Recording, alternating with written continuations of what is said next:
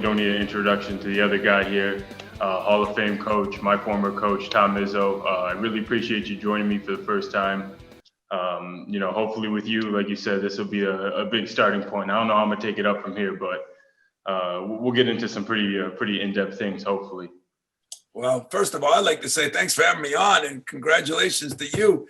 I think starting this is something could be cool, and especially if you can. I think there'll be a lot of people out there. You had a unique career yourself, and where you came from and where you ended up. You went from a walk-on to making. Magic said the greatest shot ever made here, so that's coming from high esteem. But you definitely had a unique career, and hopefully you're taking that, because I still think, and me and you argue once in a while, but I still think you have a lot left in your tank in basketball with skills still semi-untapped. So I hope you keep doing that, but you always were a great student, very articulate. So I think this is not just an athlete doing something. I think it's an athlete that has a real interest in this and doing something. And you get better guests, you can make this thing go big time.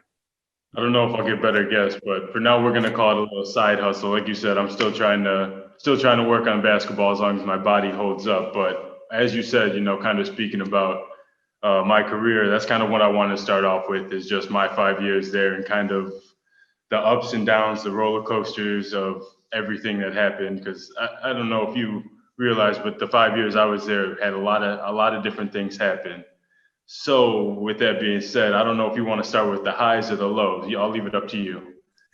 We'll start with the lows, because then we'll build into the highs. How's that? Perfect. All right. Well, I guess I'll first ask you, do you remember the first time that you got into me at practice? Boy, I probably don't remember, because I'm kind of used to that, and it's funny, Kenny, when you say it that way, because I never look at it. I really mean this too. And I think this is important for people. I think it's important for you. I can't wait to see you as a father someday, or I can't wait to see you running a company someday, or, whatever your life takes after basketball. I think usually what happens is you look at things a lot differently. And when you're trying to play at the highest level, you're trying to push guys to be, they got to be great. They got to be elite. As you know, we don't talk about winning games here anymore.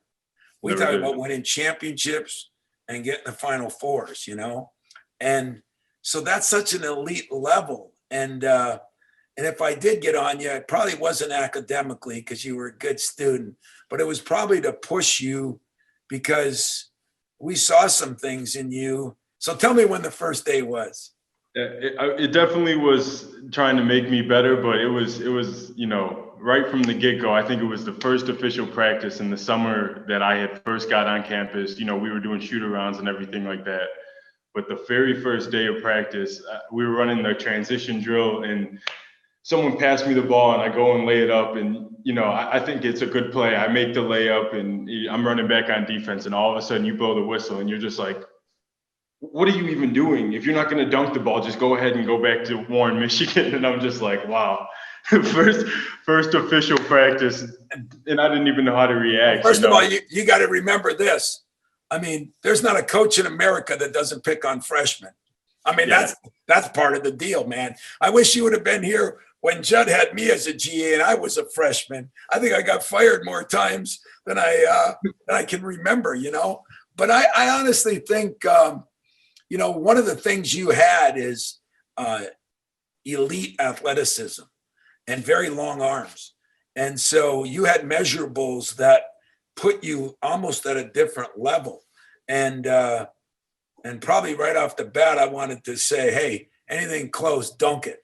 And because that's an aggressive approach to things.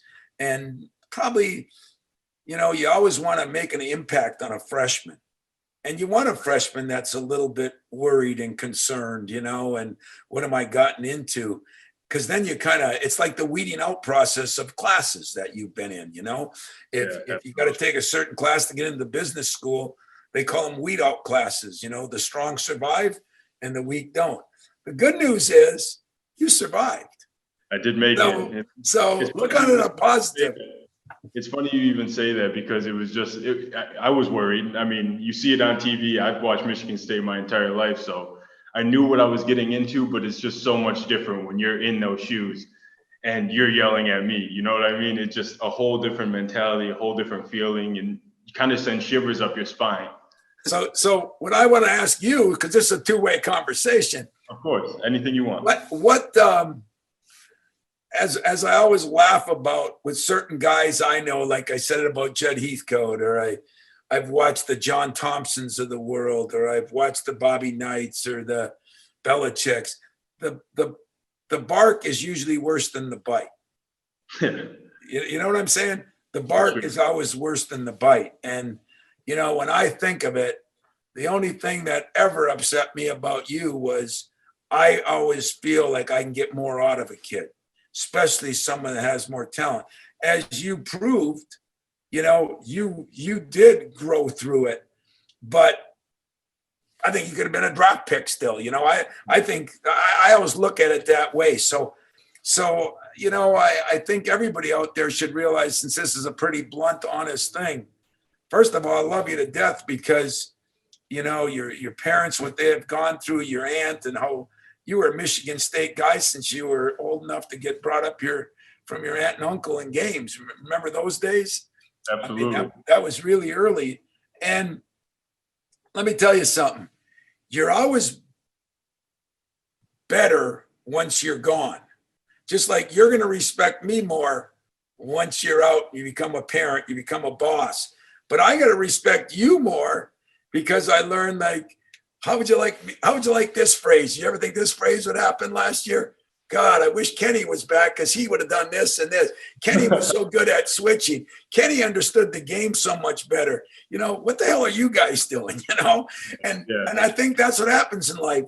You appreciate people or their what they're going through or their mission more. And what you always try to do, Kenny, is get through to them in the time period you have. But it's such a small time, you know. It would take 4 or 5 years. Hopefully, you're going to live to 90. Yeah. And like you said, we always talked about like the window of opportunity, and you only get us for maybe 5. For me, it was 5, more or less 4, sometimes 3, 2, 1, and you try and make the most out of it. But, you know, kind of transitioning into the next bad topic was my senior year when everyone was making a whole hoopla of the Aaron Henry situation. And I remember just after in the locker room, you know, Max comes up and he tries to tell us how to deal with this and that. And all of us are just like, we're all laughing. Like, what are they even talking about? That kind of was pretty much nothing compared to practice when, you know, the closed doors happen. But also, too, we all knew that when it came down to it, no one was in our corner like you. Like you said, it's a love-hate relate. Like, you show a lot of tough love, but at the end of the day, you do anything for anyone that has ever played for you more than I couldn't even compare you to another coach because it just seems like you're head and shoulders that much above anyone else.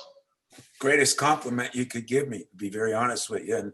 And that's why I appreciate guys coming back so much, you know. But it is funny because the waving of that finger, that caused me a lot of problems in a way. And as you said, that was nothing, you know. And right. I give Aaron credit and his like parents, and everybody looks at things, you know. You're going to find out the day you have kids, the day you have people working under you, that you'll be judged how they do, right? I mean, you're going to be judged how your kids or your employees or somebody does. And that's the same for me, you know. But also, like when I got a guy that I think's a pro prospect, whether it be you, whether it be him, or it be somebody else, I want to make sure I know what those guys are looking for. I've been offered 8 or 9 NBA jobs. I know what they need at that level. And so some of it was, we can't be walking up and down the court. We can't be, I mean, that's one problem you didn't have. You ran. I mean, you got a lot of, I mean, didn't you get the opening dunk in that first game that against Duke? Opening dunk. So you got the opener and the closer, you know, but you ran. And, you know, some people have to learn. I'll give you a great example. I just had him in my office. It was Josh Langford. You were around for his freshman year. He thought he was running that lane because that's what he was used to. Now he looks back on those films and go, like, how did you put up with me? I was complaining about it, but I wasn't doing it. And it's all part of the deal, Kenny. It's all, I think it's good topics. See, we start out with the negative. I actually think they're positives, because if people can learn to deal with those things, they're going to be better in the long run. And, but I'd admit it's hard. Most people don't like confrontation. Most people, but most people, I think here you get love too, and I think that's what I get cheated on sometimes. How many meetings did you have in those chairs at late at night or something? Those are good meetings. I mean, there might not seem like it at the time, but if somebody didn't care, you wouldn't have been sitting in those chairs. And that's what's cool about it. No, for sure. Like I said, the unconditional love from everyone, from the assistants to even my teammates, I miss my guys more than anyone when I'm out here in Greece alone, because especially when you become a pro, it's completely different. The coaches don't care. The players, once you leave the gym, you're probably not going to talk to them until you come back in the gym tomorrow. It's just so much different. And like I've always said, the family atmosphere around Michigan State, just like how you would fight with your brothers, your sisters, your parents, we're going to fight there, but it's all because we want the same thing. We want to win and we want to advance our careers. So, it maybe takes a year or two to trust you, to trust the system, stuff like this. But once you get there, it's, eye-opening, a whole different level of your consciousness, and we all start to buy in eventually. Don't you think, Kenny, that's one of the hard things, even when you go pro now, is does anybody trust anybody anymore? So I understand it's hard. I understand, but I also understand it's essential if you're in a team sport, if you're in a family, if you're in a business. It's essential that everybody's working for a common goal. People out there should know, if you had a more than one strength, but one real strength, to me, you were an unbelievable teammate. Like, remember the time when we were deciding on what to do with Nick Ward when he got hurt, and do we start X? Do we not? I mean, you were a guy that could be in those meetings and could sit down and talk about it. And you almost have to make some tough decisions. That's what life's all about. But you were always a great teammate, and you probably get to where you are. I know some of our pros that are in the States, they get to those teams and it's just like you said, everybody wants to be in their own little cocoon and nobody wants to help you through anything. And I never thought that's what team sports was all about. No, it's a weird feeling when you get out there and then you, like you said, sometimes you might not trust someone just because you don't know them. You haven't played with them for more than 2 months, or you've seen what they do off the floor, on the floor, and you're just kind of like, I don't really think he wants the same thing as everyone else on the floor. It's such an eerie feeling, especially coming from a place like Michigan State. And that's probably an eerie feeling too, that when you first got here, it's like, what is this, But what it is, you won a couple of championships. You participated in 2 Final Fours that you were there for. That's not a bad day's work, when you look back on it. And 5 years from now, it's going to be bigger. And 20 years from now, when you're telling your kids what you did, it's going to be awesome, and you bring them back and your name's on the wall and the banners that you won, and somebody's playing the video of the shots you made, and it's going to be, this gets nothing but better. So don't worry about the bad things, because they get better and better and better. Well, then I guess we should probably start talking about the good things then. How about that? Perfect. I guess since I've graduated, the only thing that people want to talk to me about, I'll ask you about, is the Duke game and the shot.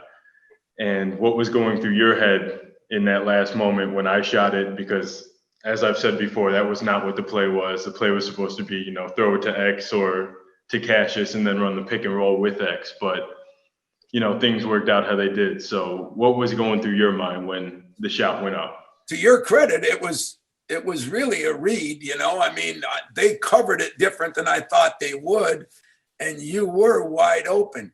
If I remember, you hadn't shot it as well from the 3 during that tournament, but you were a good 3-point shooter throughout the year. Don't ask me why, but when it left your hands, I didn't say, oh no, I thought it was in. I mean, you shot it picture perfect. I mean, if you had to give somebody a shooting clinic if you watch your hand, but follow through and all the technical parts of it. And but I just remember turning around and seeing Magic jump out of his chair about 5 rows up from us.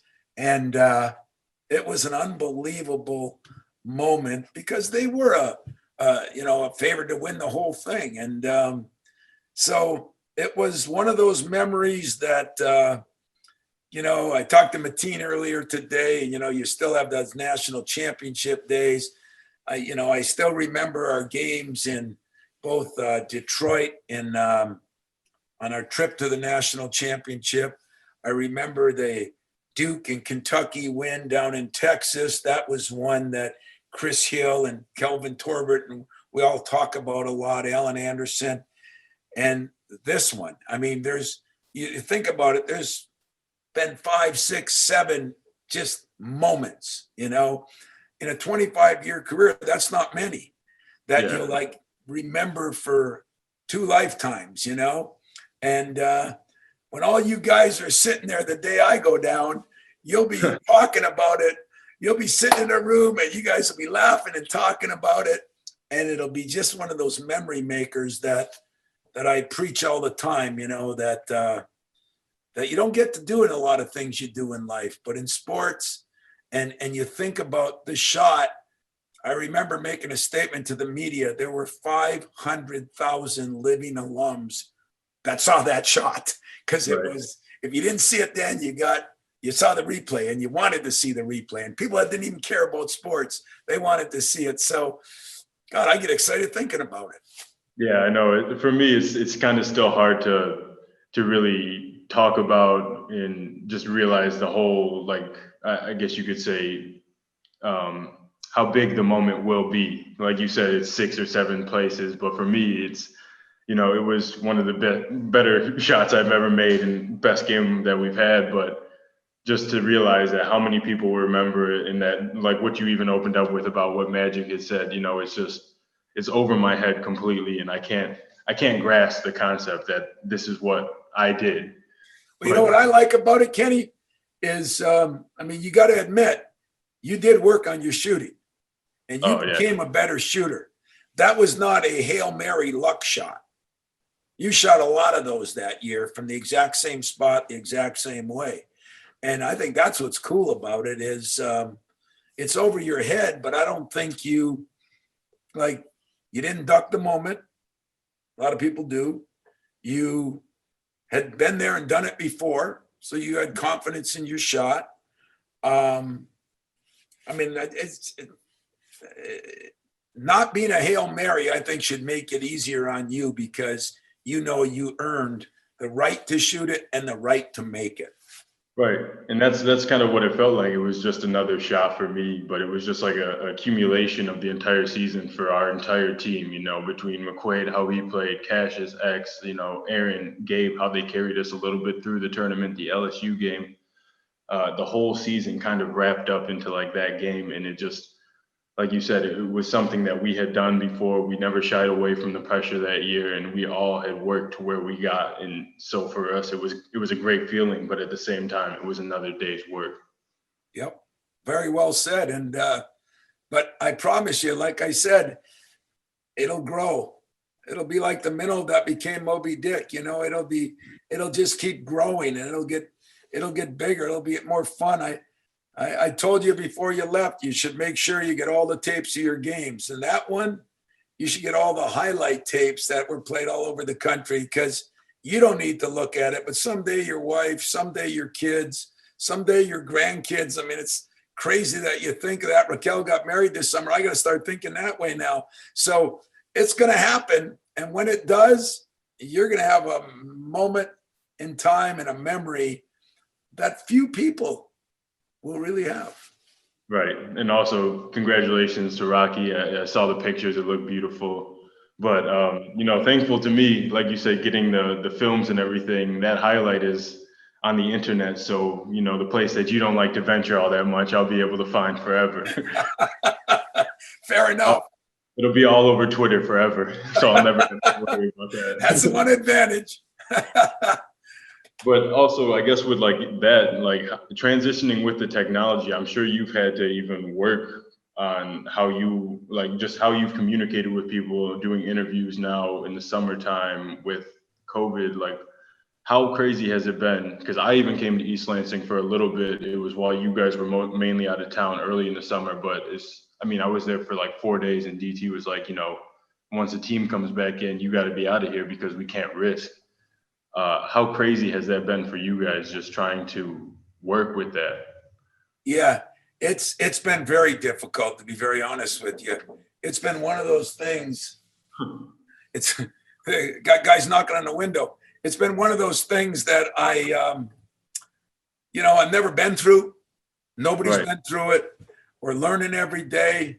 I became a Zoomer now, so thank God we can have this because I can make Zoom calls now.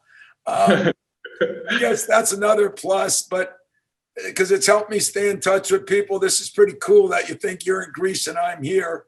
So I guess another plus for the social media of some kind. But Is Twitter next? What's up? You getting no, on no, Twitter? no, I'm not going that far. But it's been an adjustment, Kenny, as you can imagine for you over there. And I worry about you guys. These guys here. I mean, you look out on campus, and there's nobody here. I mean, Right. there's 50,000 people. You know how this window was the world to me when I built this office because I can look out and see everybody going to class, walking around. I mean, I might see a worker here, somebody cutting the grass there. It's different. And now we're ready to embark on our season. And I mean, are you guys, when you play, are you empty gyms? Yeah, yeah. Yeah. We And played, I think, 4 games, only one official last weekend, but everything has been completely empty besides the two owners, a couple paramedics, a couple firefighters, and the two teams. And yeah, it's just hard to even get going. kind of surreal, isn't it? I did Yeah, go to our football game this weekend. Mel kind of got me in over there, and there was about 400 people.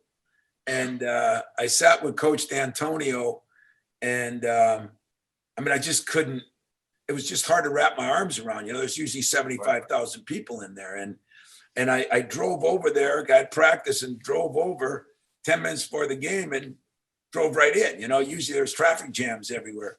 So we're nice. making adjustments too, Kenny, and I just hope we get our season underway.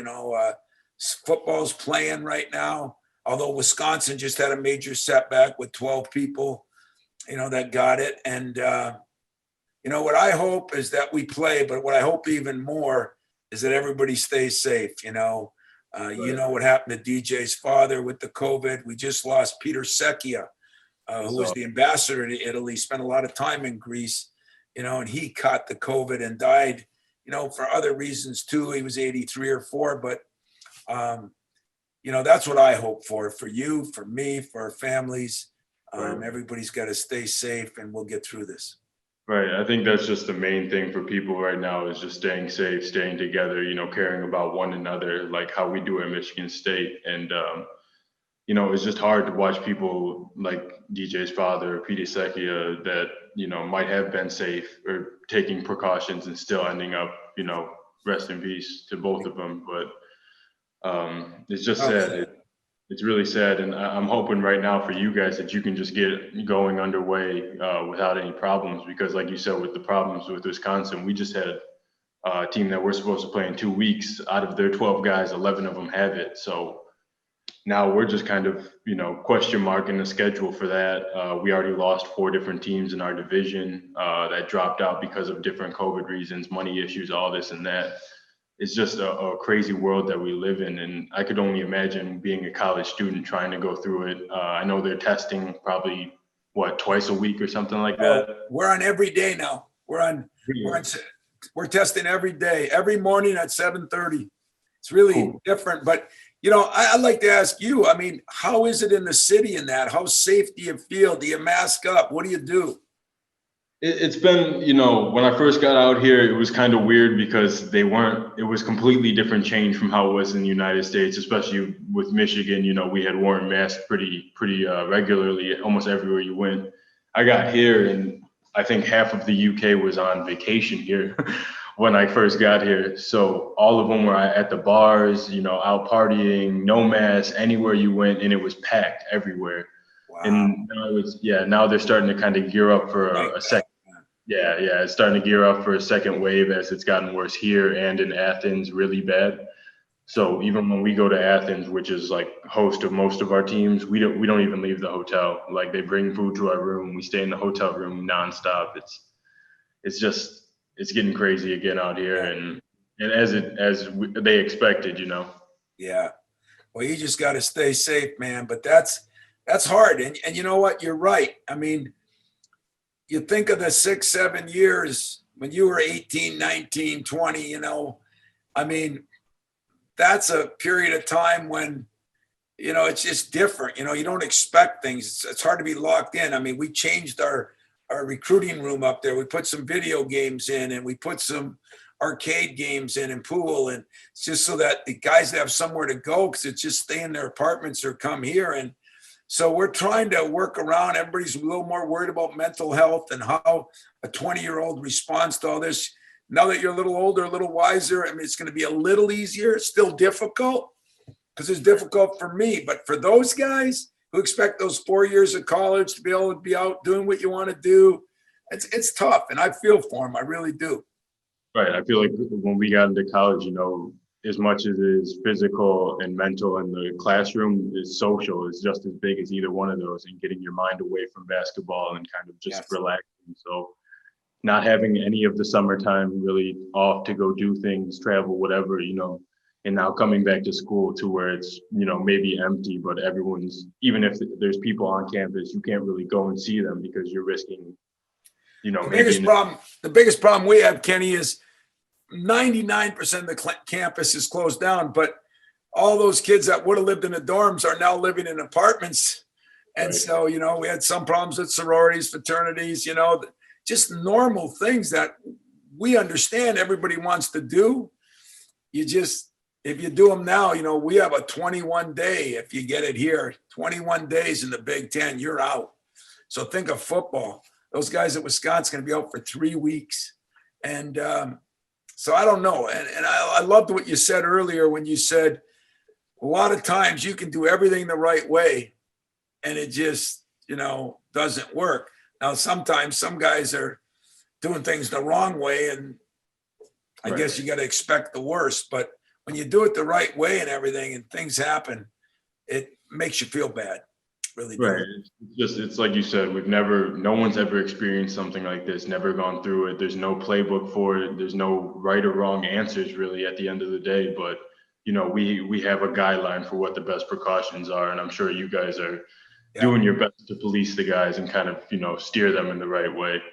Yeah, that's what we're trying to do. But as you say, we're to the point now where we almost have to occupy them all day and night long, and I feel bad for them. It's not fair for them either, but we have done really well in school. We're doing some things to try to help it out. We're eating here more.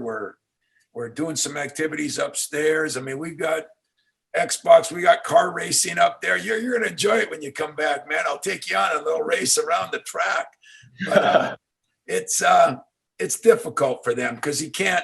I mean, I just enjoy being out on the campus and there's nobody to see. So it's just bizarre, but you got to find a way to survive it because that's the name of the game.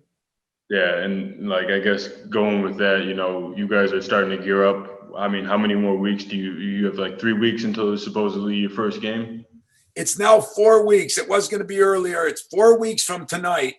We're scheduled to play Eastern Michigan, somebody else, and then we play Duke and Virginia and maybe Notre Dame they're working on. Now, our schedule's not even done yet, Kenny, because everybody's flipping things and moving things. We were supposed to be in Orlando. Now we can't be. It wouldn't surprise me if we end up playing 90% conference games. And if you were here when the conference was pretty good, this year they got one magazine had, I think, 9 teams in the top 35. So the conference is going to be really good. We may play more conference games than ever. When you were here, we played 18 for a while, then 20 for a while, I believe. Yep. Now they're talking about 22 or 24 conference games, and you know how hard conference games are. So there's a lot of things that could happen here in the next week or two. Yeah, that's insane. And the fact that you're 4 weeks out and you kind of still have a bunch of question marks really Yes. is how do you plan for that? How do how do you gear up for different vacation or not vacations, work trips and whatnot like that? What Well, you know, go ahead. we're not even allowed out recruiting. So we've had to do all that by Zoom. We're not allowed to go visit anybody. Nobody's been in an airplane. So you're right. We're really trying to help the players out, because as hard as it is on us, at 20, man, it's probably not fair for you, but it's really not fair for that 18 to 22 that's come to college thinking this is my first time away from home. I'm going to have some freedom. And now they might as well be in jail in some ways. You're quarantining a lot, and you're being careful about everybody. You don't meet people like you used to. I worry a little bit, Ken, about the residual effects of this down the road for guys and gals. Absolutely. And that's so we're trying to make it as normal, have some fun, get some work done, and see what we can do with this season. We got a good team. Got a good team. We're going to miss Cash and X and Arnie, but at the same time, Joey Hauser's come on. He's going to be a little bit more of a foreman like you were that could shoot it. We've got some good things with Aaron Henry's gotten better. Gabe Brown's gotten a lot better. Foster Lawyer's gotten a lot better. Rocket's we got to figure out who our point guard is. And then at center, we've got a bunch of guys from Markey to everybody else who have played pretty well together. So our big thing will be getting our point guard straightened out, our quarterback, and then, getting Joey and Malik situated at the position you played. Joey's got some experience doing it. Malik's got some experience. So I think we could be really good, and yet we are really good, and we're picked fourth in the league. So that tells you a little bit about our league. Yeah, no, I saw the couple, different magazines where they had you guys wrote off at, but even after last year, seeing some of the guys that contributed as young guys, Malik, even Julius coming off the bench, but watching my young guys and Aaron, Gabe, Foster, Tommy, all of them growing up, it's so weird to see now that they're upperclassmen, and talk about them in the role that I was in, 2 years ago. It's great to see though, you always hope that for your brother, your teammate, that they can step up and go somewhere with that. You guys went through that. You had a couple teams you played on that, and it's not like it's funny because you're right. We're kind of written off, and yet we're ranked 12th or 18th or 20th, or, there was a day that would be utopia, but things have changed, and I'm kind of proud of it. It's a good thing. But it's a bad thing if people don't realize how hard it is to maintain that. But I think we got a lot of good players, and now we just got to put them together. Right. And I mean, as everyone knows, Michigan State's time isn't putting it together in November. We're going to get it together in March. So I'm not worried either. But I think you also said when I was there, the worst thing ever was being ranked in the top 5 preseason, because that's when everyone's, aiming for you. You got this huge target on you. And everyone's gunning for you. So as we've all experienced before and, kind of climbed our way out of the underdog situation, it's nothing new to you. I'm sure it's nothing new to those guys. And, I'm really excited for everything that you guys have, leading up to this year. Well, hopefully you can keep up on us, and hopefully, you'll keep us up on you a little bit, because I worry about you a little bit with all the things. Europe has really changed now in the last month. It's spiking up all over in Europe, and I know Spain and France, and there's a lot of places that are closing down a lot. It's gotten a little rougher around here too. Hopefully we'll take care of everybody and stay safe. And so you got to keep making sure you stay up on us. And this thing could end up a good deal for you. I think it's not like I said, you're very smart, you're very articulate. So, and I know a lot of great guests you could get on there that would have fun with everything. So hopefully you'll keep doing this and maybe have me on for a second time sometime. I'm sure I will later in the season. We'll see how your opinions have changed on things. But I'll also have to get a list from you for all the guests. And again, I want to just thank you for everything, for the 5 years that I was there, and now even helping me after, and how you continue to help everyone. It means a lot to me. It means a lot to all of us, and I just want you to know that.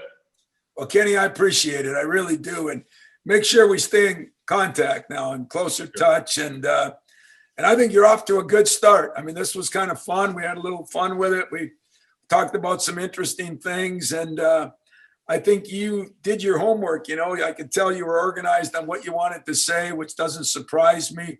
So keep growing as a person, keep growing as a player. I mean, you are one of those guys that I'm telling you, you can guard anybody, you can shoot it, just keep working on your game. And when it's time to go home, then we'll work on a good job and have another Kenny Goins that I can recruit if I can stay in it long enough. Yeah, well, hopefully maybe Mateen Cleaves can hook me up with someone at Fox or something someday. That'd be good. Right. All right, Coach. Well, I guess this will be the end of the first one. I don't know how I'm going to get better than, having a Hall of Fame coach on for the first episode, but thanks to him, I'm sure I'll find a better guest. Again, just thank you for the time, and, I'll stay in contact and tell the assistant coaches they better be ready to detail some games after the season starts. All right, Kenny, you have a good time over there. Take care of yourself. Stay healthy. God bless you. Yeah, stay safe over there too. Tell all the guys I said hi. All right, Kenny. See you, man.